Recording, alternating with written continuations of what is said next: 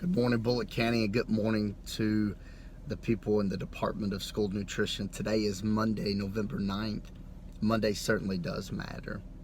I want to share with you this morning, I've been reading a book called The Simple Faith of Mr. Rogers. And there's a whole lot of little short stories, teachings in here that you can apply to your everyday life that certainly Mr. Rogers lived by these principles that are in the book. And one of the simple teachings that has caught my attention and has been on my mind for quite some time, he shares this story about quicksand. And he said, if you ever find yourself in quicksand, he said, the last thing you want to do is continue to fight and kick and move around a whole lot to try to get through. He said, quicksand, unlike water, it doesn't move out of the way when you try to pass through it. And the harder you fight, the quicker you're going to sink. He said, if you ever find yourself in quicksand, he said, you got to slow down. You got to pause for a moment.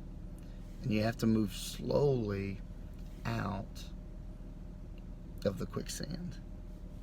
As I think about life sometimes, and I think about those times where we get really busy and we got a lot on our mind, and there's a lot going on, and we got feelings of frustration beneath our surface, and maybe anxiety. We're all fighting a battle that none of us know anything about, and that sometimes can maybe feel like quicksand.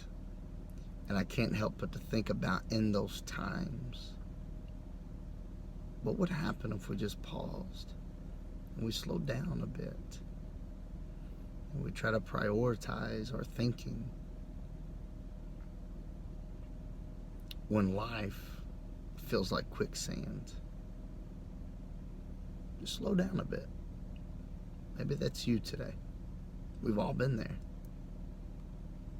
But I'm going to be mindful of Mr. Rogers' teachings in these moments when I feel overwhelmed, in these moments when I feel like I'm sinking, and in these moments when I feel like if I work harder and I fight harder, that's going to be the solution.